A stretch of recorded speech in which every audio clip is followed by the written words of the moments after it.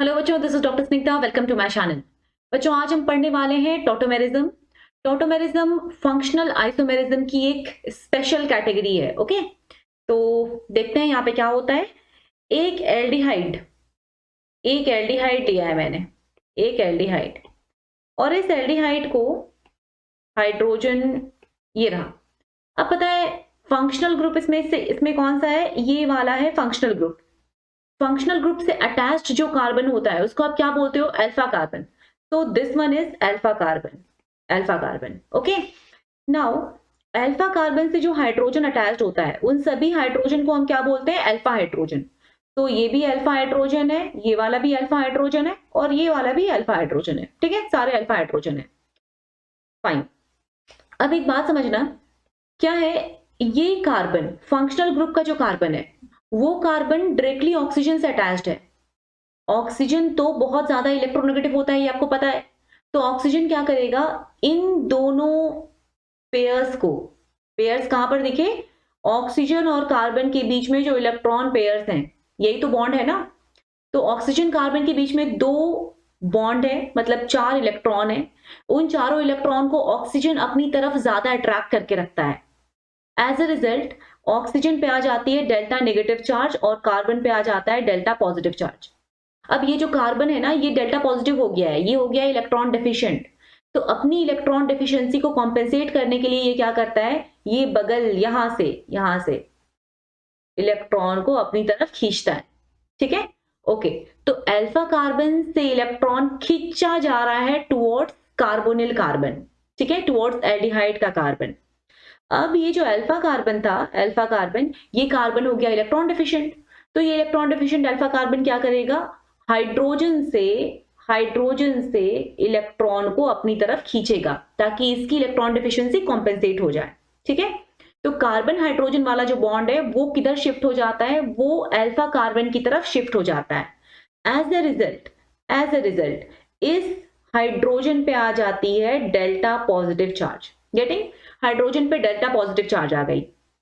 अब क्या होना है ना, जब ये हाइड्रोजन डेल्टा पॉजिटिव है तो आपको पता है एक डेल्टा पॉजिटिव हाइड्रोजन की नेचर क्या होती है। जैसे ये HCl, HCl में दोनों electron, these two electrons which are shared in between hydrogen and chlorine, वो किसकी तरफ शिफ्टेड रहता है? टुवर्ड्स क्लोरीन, क्योंकि क्लोरीन ज्यादा इलेक्ट्रोनेगेटिव एलिमेंट है ना। क्लोरीन की तरफ इलेक्ट्रॉन शिफ्टेड है तो क्लोरीन पे आ जाएगा डेल्टा नेगेटिव चार्ज। हाइड्रोजन पे कितना चार्ज आ जाएगा? Delta positive charge. अब ये जो डेल्टा पॉजिटिव हाइड्रोजन है, इसको, इस पूरे HCl को अगर आप पानी में डाल देते हो तो पता क्या होगा? ये जो डेल्टा पॉजिटिव हाइड्रोजन है ना, वो फाइनली पानी में जाकर H पॉजिटिव बन जाएगा। मतलब वो पूरा ही, दोनों ही इलेक्ट्रॉन को क्लोरीन के पास छोड़ देगा और खुद बिना इलेक्ट्रॉन के बाहर निकल आएगा। तो पहले से ही वो बेचारा हाइड्रोजन इतना परेशान है, उसके इलेक्ट्रॉन को क्लोरीन खींच रहा है अपनी तरफ। ठीक है, तो अब ये परेशान हाइड्रोजन फाइनली पानी में जाने के बाद जो भी इलेक्ट्रॉन इसके ऊपर है उनको पूरा ही त्याग देता है, पूरा इलेक्ट्रॉन छोड़ देता है और H पॉजिटिव की फॉर्म में पानी में आ जाता है। गेटिंग? ओके, तो हमेशा H पॉजिटिव वही हाइड्रोजन बनाता है जो पहले से डेल्टा पॉजिटिव है। ठीक है, तो पूरे पूरे इलेक्ट्रॉन को वही छोड़ेगा जो पहले से ही थोड़ा इलेक्ट्रॉन डेफिशिएंट है, जिसकी इलेक्ट्रॉन को पहले से ही कोई एक एटम खींच रहा था अपनी तरफ। Getting? So always delta positive hydrogen has got a tendency to get converted into H plus hydrogen and be released in that form, H plus form. Okay? तो अभी यहाँ पर क्या है, इस केस में देखना, एल्डिहाइड के केस में जो मैंने अल्फा हाइड्रोजन बनाया है ना, वो अल्फा हाइड्रोजन इलेक्ट्रॉन डेफिशिएंट है, और क्योंकि वो इलेक्ट्रॉन डेफिशिएंट है वो रिलीज हो सकता है in form of H positive. ठीक है, एक दिन आएगा जब वो इस मॉलिक्यूल को छोड़ देगा, H पॉजिटिव की फॉर्म में रिलीज हो जाएगा, क्योंकि अभी भी वो डेल्टा पॉजिटिव की फॉर्म में ही प्रेजेंट है। ठीक है, ओके। तो एक बार ड्रॉ कर लेते हैं। C double bond OH, CH, H है ना। तो यहाँ पे हाइड्रोजन की टेंडेंसी कुछ ऐसी होती है कि उससे कार्बन अपनी तरफ इलेक्ट्रॉन को खींच रहा होता है, हाइड्रोजन के पास बहुत कम इलेक्ट्रॉन रहता है, वो डेल्टा पॉजिटिव हो जाता है। फाइनली एक टाइम पे वो बोलता है कि छोड़ो यार, सारे इलेक्ट्रॉन तुम ही रख लो, कार्बन को बोलता है, और वो बिना इलेक्ट्रॉन के ही बाहर रिलीज हो जाता है। एसिडिक हाइड्रोजन और अल्फा हाइड्रोजन। एसिडिक हाइड्रोजन का मतलब होता है H+ की फॉर्म में जो हाइड्रोजन रिलीज हो रहे हैं, ठीक है, जैसे कि यहां पर ये कोई सा भी एक अल्फा हाइड्रोजन को आप मान सकते हो, रिलीज करते हुए आप दिखा सकते हो किसी को भी। ये भी अल्फा हाइड्रोजन जैसा है, वैसा ही ये है, वैसा ही ये है, ठीक है, ओके।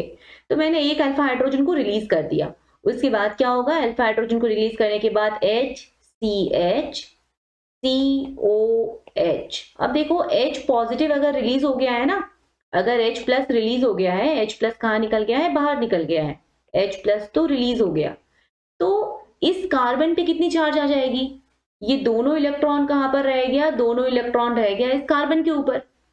अच्छा, अब फॉर्मल चार्ज कैलकुलेट करना जानते हो ना, कैसे फॉर्मल चार्ज कैलकुलेट करते हैं, number of valence electrons minus number of electrons on carbon minus number of bond pairs formed by carbon. यहां पर देख लो कितने वैलेंस इलेक्ट्रॉन होते हैं कार्बन के, 4, इसके ऊपर कितना इलेक्ट्रॉन है, 2, और ये कितना बॉन्ड बनाया है, 3, इसका मतलब है टोटल कितना हो गया, -1। तो अब इस कार्बन पे -1 चार्ज है, तो इस तरह से करके लिखूं या फिर मैं ऐसे लिखूं, एक ही बात है, HCH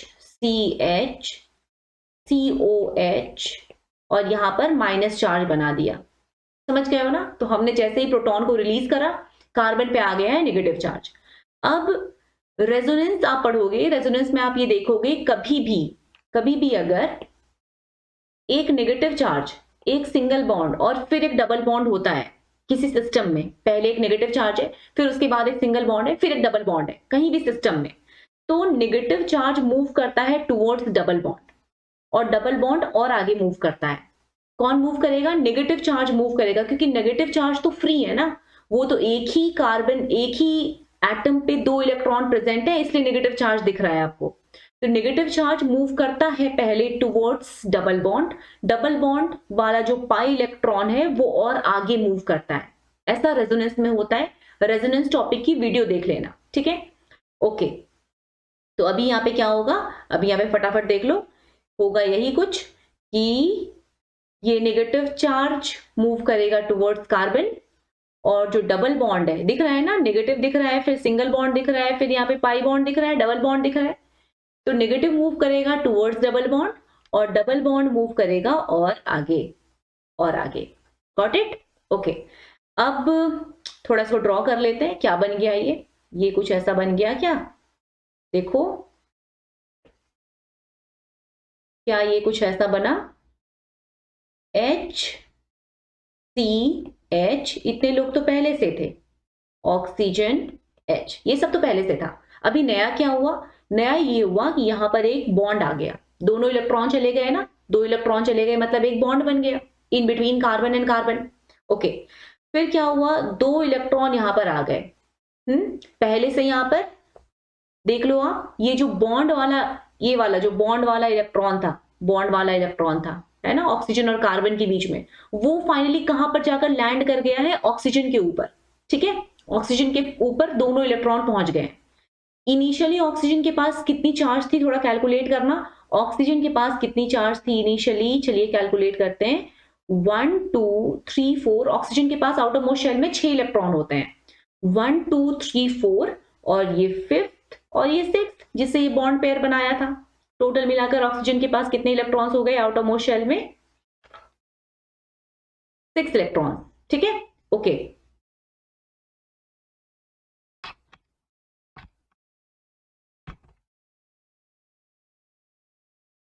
हाँ, तो 6 इलेक्ट्रॉन्स ऑक्सीजन के पास हैं, जिसमें से वो 2 यूज कर चुका है बॉन्ड बनाने में, और बाकी 4 उसके पास अभी भी प्रेजेंट हैं।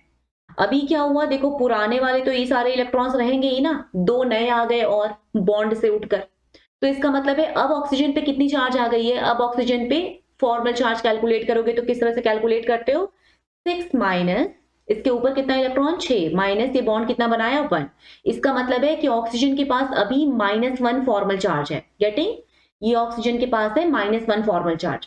अब कहीं पर भी ऑर्गेनिक केमिस्ट्री में कोई चार्ज स्पीसीज अगर जनरेट हो जाता है तो उसकी स्टेबिलिटी बहुत कम होती है, उसके ऊपर कोई भी अटैकर आकर अटैक कर देगा, ठीक है, देखिएगा यहाँ चार्ज है, अच्छा बस एक पॉजिटिव जो घूम रहा है बाहर, वो आकर उस नेगेटिव पे अटैक कर देगा। तो स्टेबिलिटी के लिए इंपॉर्टेंट होता है कि कोई भी स्पीसीज अपने ऊपर से जो चार्ज है उसको रिमूव करे, ठीक है, ताकि वो किसी एनिमी के डायरेक्टली ऑब्जर्वेशन डायरेक्ट नजर में नहीं आ जाए, ठीक है, पकड़ा नहीं जाए वो। तो नेगेटिव चार्ज को रिमूव करने का क्या तरीका है, ये जो H प्लस जनरेट हुआ था वो जाकर यहाँ पर अटैक कर देगा, और अटैक करने के बाद क्या बन जाता है देख लो, अटैक करने के बाद क्या बनेगा, HCH double bond OH H, ये वाला H कौन सा है पता है, ये वाला H वो है जो रिलीज हुआ था उधर से, यहां पर जाकर अटैक किया है। ओके, इसको क्या बोलते हैं, ये इनॉल है, इन ऑल ओके फाइन। तो बच्चों इसमें हुआ क्या, ध्यान से देखोगे तो आपको पता चलेगा, यहां पर डबल बॉन्ड पहले कहां पे था, कार्बन और ऑक्सीजन के बीच में, अभी डबल बॉन्ड कहां पर पहुंच गया है, अभी डबल बॉन्ड पहुंच गया है कार्बन कार्बन के बीच में, ठीक, ओके। हाइड्रोजन पहले कहां था, इस कार्बन के साथ अटैच था in form of alpha hydrogen, अभी वो हाइड्रोजन कहां पर पहुंच गया, ऑक्सीजन से अटैच हो गया, ठीक है। तो बेसिकली इसमें हुआ क्या, इसमें एक हाइड्रोजन की माइग्रेशन हुई कार्बन से ऑक्सीजन की तरफ, एक तो ये हुआ है, दूसरा क्या हुआ है, जो पाई बॉन्ड था उसकी भी शिफ्टिंग हुई है ना, पहले बॉन्ड कहां, पाई बॉन्ड पहले कहां था, कार्बन ऑक्सीजन के बीच में था, अब कहां पर आ गया, कार्बन कार्बन के बीच में आ गया, ठीक है। तो इसका मतलब है कि टॉटोमेरिज्म में क्या होता है, टॉटोमेरिज्म में क्या हो रहा है, माइग्रेशन हो रही है ऑफ हाइड्रोजन एटम, और क्या हो रहा है बच्चों, माइग्रेशन ऑफ हाइड्रोजन एटम के साथ obviously shift of pi bond, है ना, ये दोनों चीज हो रहा है। ओके, इसलिए हम टॉटोमेरिज्म को, tautomerism is also known as, tautomerism को हम डेस्मोट्रोपिज्म भी कहते हैं, डेस्मोट्रोपिज्म।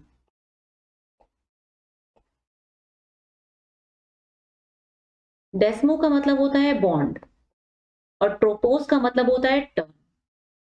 तो क्या होता है इस केस में, बॉन्ड की टर्न हो रही होती है, बॉन्ड चेंज कर रहा होता है अपनी लोकेशन को, अपनी पोजीशन को, ठीक है, ओके।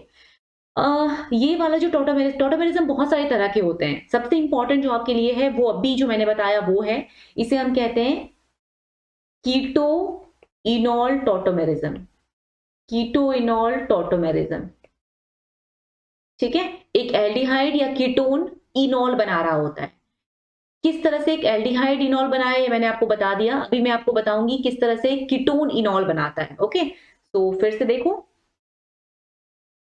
मेरे पास ये कीटोन है H C H H H CO और यहां पर भी CH3, फाइन, ओके। ये तो आपका है फंक्शनल ग्रुप, फंक्शनल ग्रुप से अटैच जो कार्बन होता है उसको क्या कार्बन बोलते हो, alpha carbon, so this is alpha carbon. और ये सारे जो हाइड्रोजन है ये सारे क्या होंगे, अल्फा हाइड्रोजन। तो यहाँ टोटल अल्फा हाइड्रोजन कितना है बच्चों, अल्फा कार्बन तो ये वाला भी है, अल्फा कार्बन ये वाला भी है, क्योंकि दोनों ही फंक्शनल ग्रुप से अटैच्ड है। तो अल्फा हाइड्रोजन कितना हो जाएगा, तीन इधर टोटल मिलाकर 6 अल्फा हाइड्रोजन है, ठीक है। अब यहाँ पर भी वही कहानी है, जो CO ग्रुप है उसमें ऑक्सीजन सारे इलेक्ट्रॉन को अपनी तरफ ट्रांसफर कर लिया, अपनी तरफ खींच कर रखा है, एज ए रिजल्ट कार्बन बहुत इलेक्ट्रॉन डेफिशिएंट हो गया है, ये वाला कार्बन। तो ये इलेक्ट्रॉन डेफिशिएंट क्या करेगा, कार्बन कीटोन ग्रुप का जो कार्बन है वो क्या करेगा, क्योंकि वो इलेक्ट्रॉन डेफिशिएंट है, वो बगल वाले कार्बन से इलेक्ट्रॉन को अपनी तरफ अट्रैक्ट करेगा, एज अ रिजल्ट जो अल्फा कार्बन है वो हो जाएगा इलेक्ट्रॉन डेफिशिएंट, और क्योंकि वो इलेक्ट्रॉन डेफिशिएंट हो गया वो हाइड्रोजन से इलेक्ट्रॉन को अपनी तरफ खींचेगा, ठीक है। अब फाइनली जो आपका अल्फा हाइड्रोजन है वो हो गया इलेक्ट्रॉन डेफिशिएंट, उस पे आ गई है डेल्टा पॉजिटिव चार्ज, और आपको पता है एक डेल्टा पॉजिटिव चार्ज फाइनली परेशान होकर H पॉजिटिव में चेंज हो जाता है। तो हम क्या करेंगे, हम इसको रिलीज कर दिए, किसको रिलीज कर दिए, एक अल्फा हाइड्रोजन को रिलीज कर दिए, ये एसिडिक हाइड्रोजन हुआ है ना। रिलीज करने के बाद अभी आपको बताया था ये कार्बन कार्बन हाइड्रोजन CO और इधर CH3, जब एक H पॉजिटिव रिलीज हो जाता है तो इस कार्बन पे कितनी चार्ज आ जाती है, क्योंकि H पॉजिटिव तो दोनों इलेक्ट्रॉन को छोड़कर रिलीज हुआ है, इसका मतलब है कार्बन पे कितनी चार्ज आ जाएगी, नेगेटिव चार्ज। तो कार्बन पे नेगेटिव चार्ज आ जाती है, उसके बाद देखते हैं, फिर घुमाना स्टार्ट करना, नेगेटिव को घुमाओगे इधर, इसको घुमाओगे इधर, ऐसा ही करोगे ना, ओके। फिर क्या हुआ, HCH, फिर इधर O पे नेगेटिव चार्ज, इधर CH3, सारी बातें सही है। और यहाँ पर एक नया बॉन्ड बन गया, डबल बॉन्ड। अभी जो ये आप H प्लस बनाए हो, ये H प्लस क्या करेगा, जाकर यहाँ पे अटैक कर देगा, है ना। और क्या बन जाता है फाइनली बन जाता है HCH double bond OH CH3। इसको भी क्या बोलते हो, इनॉल। तो एक कीटोन भी इनॉल में कन्वर्ट हो सकता है, एक एल्डिहाइड भी इनॉल में कन्वर्ट हो सकता है ना। ओके, कीटोन भी इनॉल में कन्वर्ट हो सकता है और एक एल्डिहाइड भी इनॉल में कन्वर्ट हो सकता है। ठीक है, इनको आप क्या बोलते हो जनरली, कीटो इनॉल टॉटोमेरिज्म। Fine, okay. अब ये समझना कि देखो, कीटो इनॉल में कन्वर्ट हो गया, एल्डिहाइड भी इनॉल में कन्वर्ट हो गया। मैं अगर आपसे ये कहूं कि कीटोन और इनॉल ये आपस में क्या है, बताओ। कीटोन और इनॉल ये आपस में क्या है, ये आपस में हुए टॉटोमर्स। ठीक, एल्डिहाइड और इनॉल ये आपस में क्या है, ये भी आपस में टॉटोमर्स। ओके, लेकिन अगर मैं आपसे कहती हूं कीटोन और एल्डिहाइड, कौन कौन, कीटोन और एल्डिहाइड, ये आपस में क्या होगा, ये आपस में होगा फंक्शनल आइसोमर्स। Correct, okay. अब बच्चों मैंने यहाँ पर एक एरो बनाया है। अभी तो आप समझ गए थे कीटोन किस तरह से इनॉल में कन्वर्ट हो रहा है, ये आप सीख चुके हो। एल्डिहाइड किस तरह से इनॉल में कन्वर्ट हो चुका है, होता है, ये आप सीख चुके हो। ये वाली बातें क्लियर है। लेकिन अब हमें ये देखना है कि क्या ये इनॉल भी कीटोन में कन्वर्ट होता है और क्या ये इनॉल एल्डिहाइड में भी कन्वर्ट हो सकता है, ये चेक करते हैं। तो चलो चेक करते हैं सही बनाया है या नहीं, ये चेक करना है। इनॉल मेरे पास है, इनॉल कौन सा ड्रॉ किया, CH3। चलो CH3CO यहाँ पे इनॉल बनाने जा रही हूँ, तो इसको मैं थोड़ा सा H यहाँ कर देती हूँ, CH2, और डबल बॉन्ड यहाँ पर रख लो, और यहाँ पर एक OH यहाँ पर H कर दो, ये इनॉल बन गया है ना। अब देखते हैं, सबसे पहली बात है, इनॉल में तो ऑक्सीजन से हाइड्रोजन अटैच्ड है, तो ये वाला हाइड्रोजन तो बहुत ही अच्छा एसिडिक है, क्योंकि इस ऑक्सीजन से डायरेक्टली हाइड्रोजन अटैच्ड है ना। अब अगर हाइड्रोजन डायरेक्टली ऑक्सीजन से अटैच होगा तो सारे इलेक्ट्रॉन तो ऑक्सीजन की तरफ रहेंगे, क्योंकि ऑक्सीजन तो सेकंड मोस्ट इलेक्ट्रोनेगेटिव एलिमेंट है इन एंटायर पीरियोडिक टेबल। तो ये सभी इलेक्ट्रॉन को अपनी तरफ खींच कर रखता है। एज अ रिजल्ट हाइड्रोजन पे बहुत ज्यादा डेल्टा पॉजिटिव आ जाती है चार्ज। इतना गरीब हाइड्रोजन है, एक दिन वो सबको छोड़ छाड़ कर बाहर निकल जाएगा, H पॉजिटिव के फॉर्म में रिलीज हो जाएगा। ठीक है, ओके। रिलीज होने के बाद देखो क्या होता है, रिलीज होने के बाद ये क्या बना, रिलीज होने के बाद HCH double bond O negative H। Okay, वैसे ही घुमाओगे इलेक्ट्रॉन को जैसे पहले घुमाया था, नेगेटिव को इधर, डबल बॉन्ड को और आगे, यस। और फिर घुमाने के बाद क्या बनता है, HCH, इधर O डबल बॉन्ड हो जाएगा, तो ये H नेगेटिव चार्ज दो के बीच में चला गया है तो डबल बॉन्ड बना लेगा। ओके, और ये जो ये वाला बॉन्ड था ना, ये वाला बॉन्ड ये कार्बन पे चला गया, तो इसका मतलब है कार्बन पे जाकर दो इलेक्ट्रॉन पहुंच जाएगा, फाइनली नेगेटिव चार्ज जनरेट हो जाएगी कार्बन के ऊपर। अब बताओ लास्ट में क्या होगा, लास्ट में बस कुछ नहीं होना है, ये जो H पॉजिटिव चार्ज आपने क्रिएट किया था वो H पॉजिटिव जाकर यहाँ पर अटैक कर देगा, बात खत्म हो गई है ना। H पॉजिटिव जाकर अटैक कर दिया, HCH COH, और यहाँ पर आ गया H, कौन बन गया ये, एल्डिहाइड। एल्डिहाइड एल्डिहाइड शुरू कहां से किए थे, शुरू किए थे इनॉल से, इसका मतलब है इनॉल भी एल्डिहाइड में कन्वर्ट हो सकता है। सिमिलरली इनॉल कीटोन में भी कन्वर्ट हो सकता है। तो मैंने जो ये एरो बनाया है, रिवर्सिबल एरो येलो वाला, ये सही बनाया है, इनॉल भी कीटोन में कन्वर्ट हो सकता है। अब हमें ये देखना है कि एक कंटेनर है, वो एल्डिहाइड है, एल्डिहाइड से भरा हुआ कंटेनर है, उसको थोड़ी देर के बाद आप देखोगे ना, तो उसमें थोड़ा बहुत इनॉल का कंटेंट खुद ब खुद आ जाएगा, खुद से इनॉल जनरेट हो जाएगा उसके अंदर। क्यों जनरेट हो जाएगा, क्योंकि ये सारा जो काम हो रहा है ना, ये खुद ही हो रहा है, खुद से एक एल्डिहाइड अल्फा हाइड्रोजन को रिलीज कर रहा है, वो रिलीज होने के बाद खुद से ही पूरा रेजोनेंस हो रहा है, रेजोनेंस होने के बाद प्रोटॉन का अटैक हो रहा है, और फाइनली इनॉल बन जा रहा है। तो एक प्योर एल्डिहाइड के कंटेनर को अगर आप रखते हो, थोड़ी देर के बाद देखते हो, तो आपको उसमें कुछ ना कुछ इनॉल का कंटेंट जरूर मिलेगा।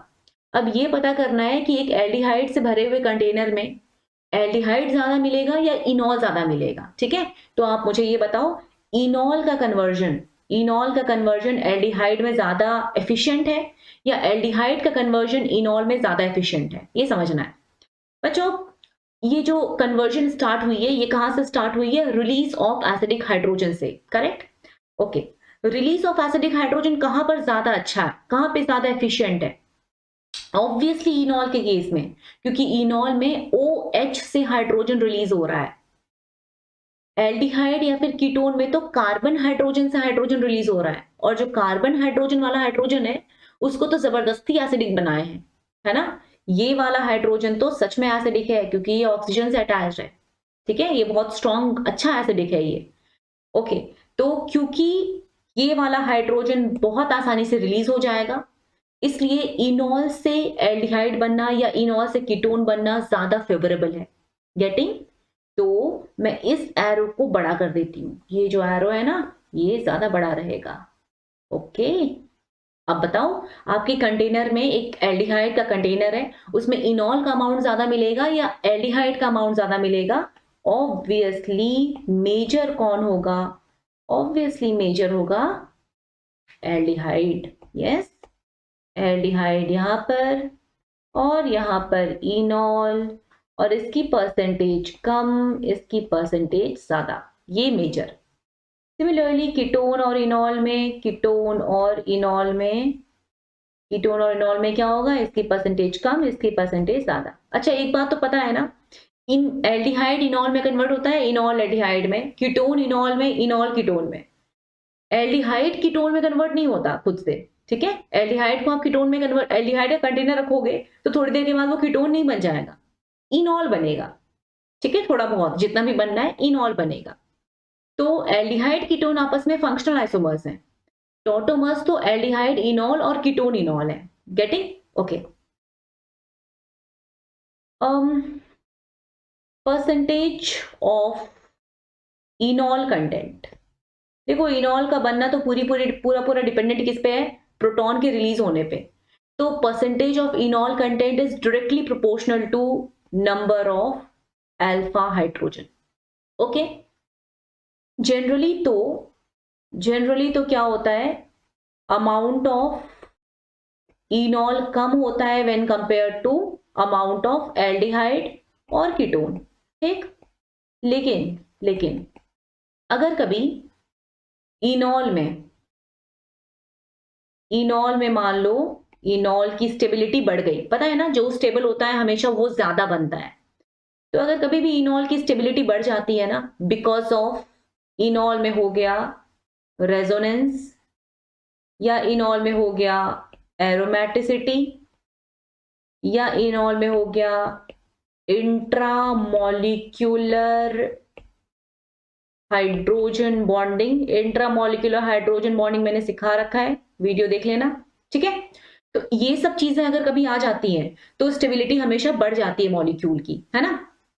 कैसे इंट्रामोलिक्यूलर हाइड्रोजन बॉन्डिंग में स्टेबिलिटी बढ़ता है ये भी वीडियो में है, उस वीडियो को आप देख लोगे, इंट्रामोलिक्यूलर हाइड्रोजन बॉन्डिंग वाली जो वीडियो है। ठीक है, ओके, तो इनॉल में अगर कभी एरोमेटिसिटी आ जाए या फिर कभी इंट्रामोलिक्यूलर हाइड्रोजन बॉन्डिंग आ जाए या फिर कभी रेजोनेंस आ जाए तो फिर इनॉल की स्टेबिलिटी बढ़ जाती है। फिर उस केस में अमाउंट ऑफ इनॉल अधिक हो जाता है when compare to amount of aldehyde और ketone. Okay, say for example एक है, क्या है ये, हमारे पास है एक कीटोन। ओके, तो ये है एक कीटोन। अब कीटोन है, आपको पता है कि यहाँ पर 2 हाइड्रोजन है, क्योंकि कार्बन रहेगा तो उसकी 4 वैलेंसी भी सेटिस्फाइड रहेगी। ठीक है, ओके, ध्यान से देखो, ये वाला जो कार्बन है, ये कार्बन तो किसका कार्बन है? कीटोन ग्रुप का कार्बन है, फंक्शनल ग्रुप का कार्बन है। ये है फंक्शनल ग्रुप का कार्बन। ठीक, ओके, ये वाला जो कार्बन है ये अल्फा कार्बन है, सही बात है, और इससे अल्फा हाइड्रोजन अटैच्ड है। क्लियर? ओके, अब इससे अल्फा हाइड्रोजन अटैच्ड है तो रिलीज कौन होगा? अल्फा हाइड्रोजन रिलीज होगा, है ना? अल्फा हाइड्रोजन के रिलीज होने के बाद आपको पता है क्या बच जाता है, नेगेटिव चार्ज, क्योंकि प्रोटॉन तो चला गया, न्यूट्रल में से एक प्रोटॉन चला गया तो रह जाएगा नेगेटिव चार्ज। मैंने फॉर्मल चार्ज भी कैलकुलेट करके आपको बता दिया है। तो यहाँ पर H है और यहाँ पर नेगेटिव चार्ज है, ठीक है। अब ठीक, इतना तो कर लिया।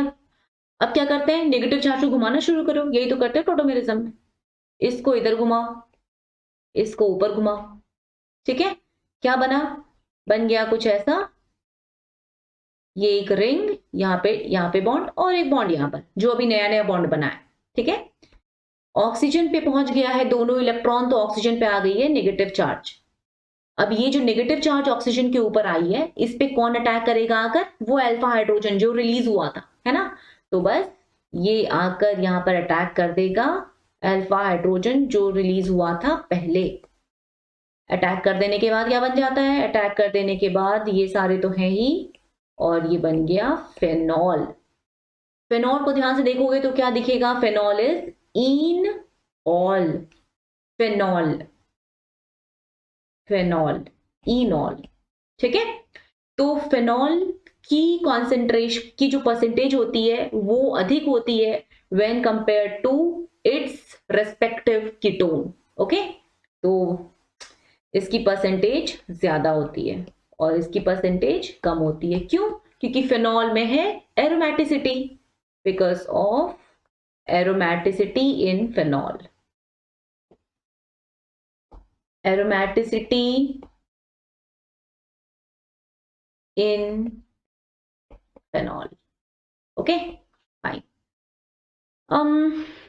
अब एक और एग्जांपल देखते हैं।